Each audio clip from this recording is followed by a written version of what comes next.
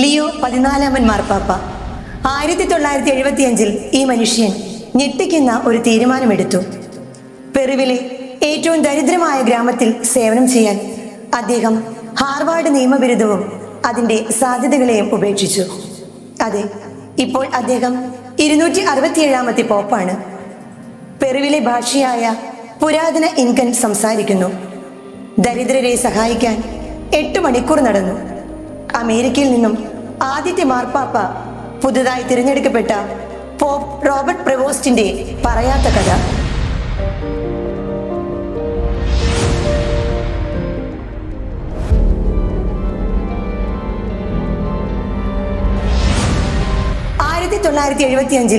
Robert Prevost തന്റെ ജീവിതത്തിന്റെ ഉന്നതിയിലായിരുന്നു. Chicago ഗണിത അധ്യാപകൻ, കത്തോലിക്ക ഭക്തൻ, ഹാർവാർഡ് നിയമത്തിൽ ബിരുദം. ഒരു യുവാവിന് സ്വപ്നം കാണാൻ കഴിയുന്നതെല്ലാം അദ്ദേഹത്തിന് ഉണ്ടായിരുന്നു. പക്ഷേ പിന്നീട് ആരും പ്രതീക്ഷിക്കാത്ത അദ്ദേഹം എടുത്തു. ഹാർവാർഡ് വേണ്ട, ആരൊക്കെ ഭാവി വേണ്ട, പ്രശസ്തി വേണ്ട, സൗകര്യങ്ങൾ വേണ്ട. അതെ, ചുരുക്കം ചിലർ മാത്രം തിരഞ്ഞെടുക്കാൻ ധൈര്യപ്പെടുന്ന ഒന്നിലേക്ക് പൂർണ്ണമായ സമർപ്പണത്തിന്റെ ജീവിതം. അദ്ദേഹം ഒരു മിഷണറി ഗ്രൂപ്പിൽ ചേർന്ന് പെറുവിലേക്ക് യാത്രയായി. സമ്പന്നതയുടെയും സൗകര്യങ്ങളുടെയും ഭൗതികതയുടെയും നടുവിൽ നിന്നും ചികിത്സ പോലും ലഭിക്കാതെ കുട്ടികൾ മരിക്കുന്ന ഏറ്റവും വിദൂര ഗ്രാമങ്ങളിലേക്ക്. കുടുംബങ്ങൾ ശുദ്ധജലത്തിനായി കിലോമീറ്ററുകൾ നടക്കുന്നു. റോഡുകളില്ല, ഒഴുകുന്ന വെള്ളമില്ല, ഇന്റർനെറ്റ് സംവിധാനങ്ങളില്ല, മലനിരകൾ മാത്രം, നിശബ്ദതയും ദാരിദ്ര്യവും. പക്ഷേ അദ്ദേഹം അത് സ്വന്തം വീട് പോലെ സ്വീകരിച്ചു. റോബർട്ട് ജനങ്ങൾക്കിടയിൽ ജീവിക്കുകയായിരുന്നില്ല, അദ്ദേഹം അവരിൽ ഒരാളായി മാറി. ഇൻകാകളുടെ പവിത്രമായ ഭാഷയായ കെച്ചുവ പഠിച്ചു. ദിവസങ്ങളോളം ഭക്ഷണം കൊണ്ടുപോയി. ഗ്രാമവാസികളോടൊപ്പം കളിമൺ തറയിൽ കിടന്നുറങ്ങി. നക്ഷത്രങ്ങൾക്ക് കീഴിൽ പ്രാർത്ഥിച്ചു. നഗ്നപാതരായ കുട്ടികൾക്ക് തകർന്ന മേൽക്കൂരകൾക്ക് കീഴിൽ അദ്ദേഹം ഗണിതം പഠിപ്പിച്ചു. സഹായം ആവശ്യമുള്ള രോഗികളെ അദ്ദേഹം കഴുതപ്പുറത്ത് കൊണ്ടുപോയി ആശുപത്രികളിൽ എത്തിച്ചു. സുഖപ്പെടുത്താൻ കഴിയാത്തപ്പോൾ മറ്റാരും കേൾക്കാൻ ആഗ്രഹിക്കാത്ത കഥകൾ ശ്രദ്ധാപൂർവം കേൾക്കുകയും അവരോടുകൂടെ ആയിരിക്കുകയും ചെയ്തു. നാട്ടിലെ അദ്ദേഹത്തിന്റെ സുഹൃത്തുക്കൾ അഭിഭാഷകരും ഡോക്ടർമാരുമായി മാറിയപ്പോൾ അദ്ദേഹം ആരുടെയോ എന്തെല്ലാമോ ആയി. ഒരു ഇടയൻ, ഒരു സഹോദരൻ, വിശ്വാസത്തിന്റെ ശാന്തനായ യോദ്ധാവ്. പതുക്കെ ഒരു ഇതിഹാസ പുരുഷൻ വളരുകയായിരുന്നു. അദ്ദേഹത്തിന്റെ പ്രവൃത്തികൾ പ്രക്ഷേപണം ചെയ്തില്ല, പക്ഷേ അവ പാവങ്ങളിലൂടെ പ്രതിധ്വനിച്ചുകൊണ്ടിരുന്നു. പുരോഹിതന്മാർ ശ്രദ്ധിച്ചു, ബിഷപ്പുമാർ ശ്രദ്ധിച്ചു, വത്തിക്കാൻ ശ്രദ്ധിച്ചു. അവർ അദ്ദേഹത്തെ തിരികെ വിളിച്ചു, അഗസ്റ്റീനിയൻ സഭയെ നയിക്കാൻ.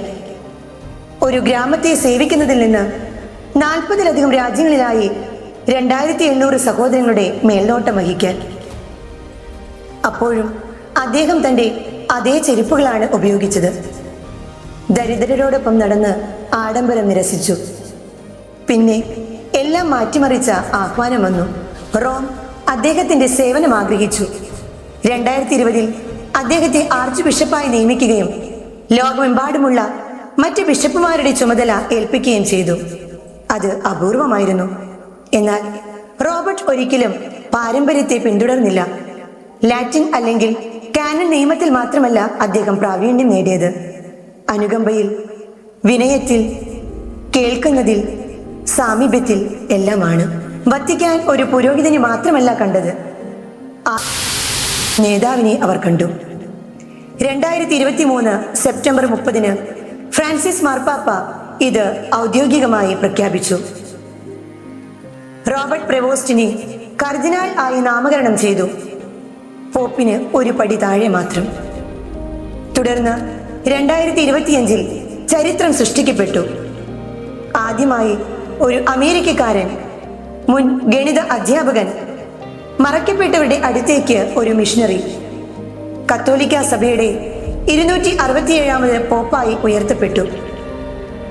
തന്നെ രൂപപ്പെടുത്തിയ ആളുകളെ അദ്ദേഹം മറക്കാതെ കണ്ണുകളിൽ നന്ദിയുടെ അശ്രുക്കളുമായി കൃതജ്ഞതയുടെ ആരൂപമായ അമേരിക്കയിൽ നിന്നുള്ള ആദ്യത്തെ മാർപ്പാപ്പ. അദ്ദേഹം വിശ്വസിക്കുന്നു, സ്ഥാനമല്ല സാന്നിധ്യമാണ് പ്രധാനം. ലോകം അധികാരത്തിൽ ആസക്തമാണ്. പ്രവോസ്റ്റ് തെളിയിക്കുന്നു, സേവനമില്ലാതെ സ്ഥാനങ്ങൾക്ക് അർത്ഥമില്ല. സ്നേഹമില്ലാതെ അറിവ് ഉപയോഗശൂന്യമാണ്. ത്യാഗമില്ലാതെ വിശ്വാസം വെറും ശബ്ദങ്ങളാണ്. അദ്ദേഹം ലോകത്തിന്റെ മൂല്യങ്ങളെ തകിടം മറിച്ചു, അല്ല അതിനെ വലിയ മാറ്റത്തിലേക്ക് ക്ഷണിക്കുന്നു.